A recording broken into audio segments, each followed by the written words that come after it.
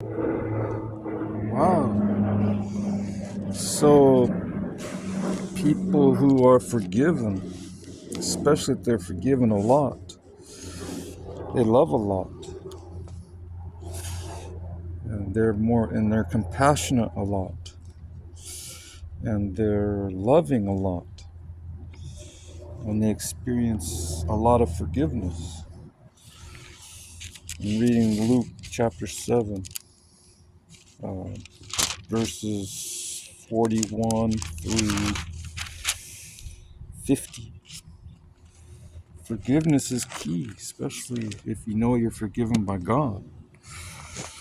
And you're forgiven also by others, by your fellow man, by your fellow woman. If you're forgiven, you feel forgiveness. You have a sense of relief when you're forgiven. You have a sense of peace when you're forgiven.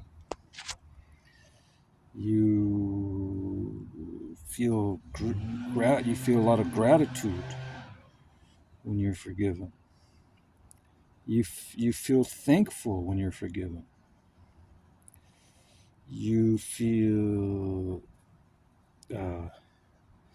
relieved. There's a sense of relief when you're forgiven. If you're a great sinner, if you've sinned against God, not just because of who you are, because everyone is born a sinner. By nature, we're sinners according to the Holy Scriptures, because we're born of Adam. Anyone born of Adam, from another human, from our ancient ancestor, we are born sinners. So we're born sinners because he sinned in the Garden of Eden, him and his spouse, and unfortunately, that he sinned before before they gave birth to their first offspring, and from then on, it's been a perpetual. It's been there genetically, but the seed has been corrupted. The seed of man, implanted in the womb of a woman, in the uterus of a woman. The seed is corrupt because of that. So now we have to deal with it until this restoration that's promised to the earth. Someday it will be restored to its perfect wholeness, according to the prophets, the holy prophets of the Bible. They say that the whole world, the whole universe, everything in the heavens, everything on earth, everything under the earth is going to be restored to a perfected state, where there's going to be no corruption, either in the body or in the soul or the spirit. It's going to be pure once again. Righteousness. Righteousness will dominate, not corruption. That's the hope and promise of a believer.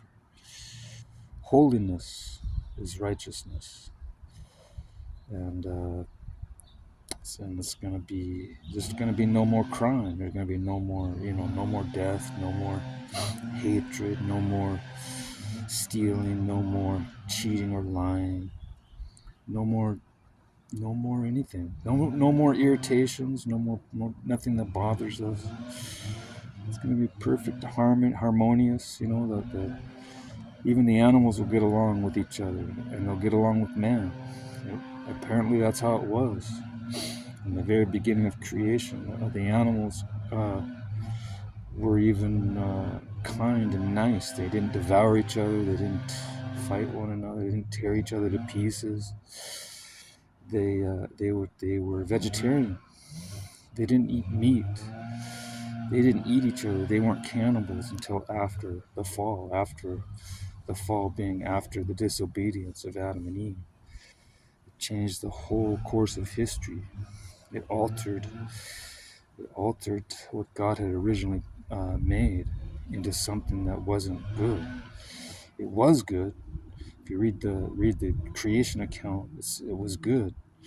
After each day of creation, he said it was all good. but it became bad, and it wasn't God's fault. He gave us a choice, and He created us with volition, free will. And maybe that was a mistake, I don't know. But we had a choice whether to obey or disobey. We had a choice whether to be honorable or dishonorable. We had a choice. Man had a choice to be right or wrong. Man had a choice to make a good decision or a bad decision.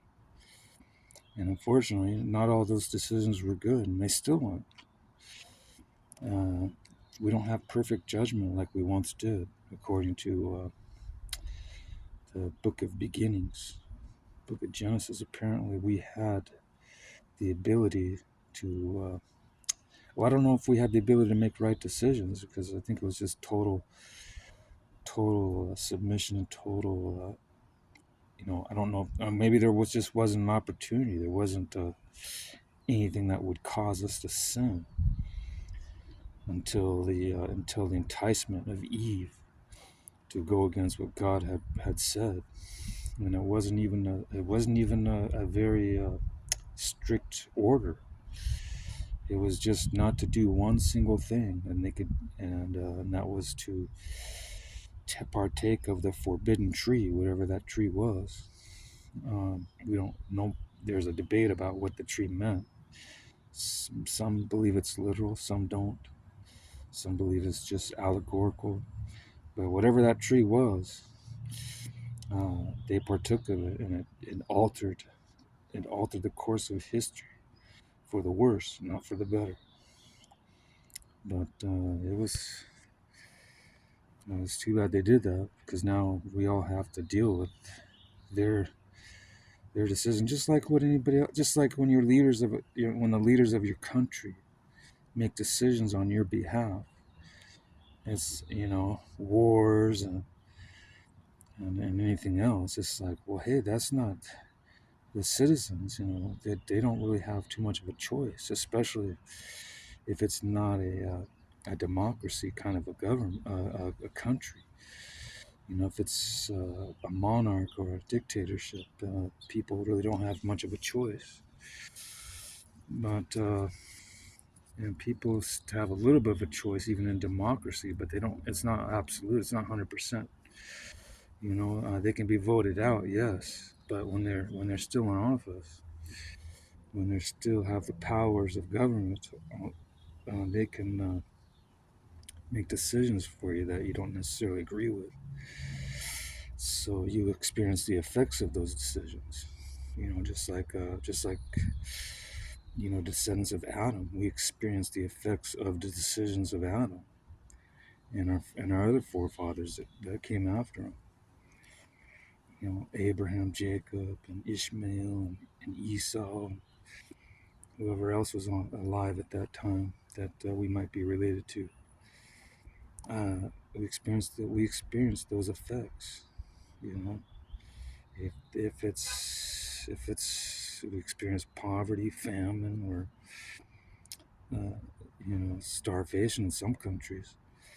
Like in certain African countries, they're starving because they have a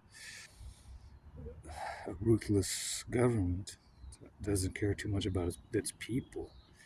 Or maybe they just don't have the resources because they are unskilled in how to obtain resources from other places of the world, or how to cultivate their own resources so they can provide for their own people. Those are decisions that affect others.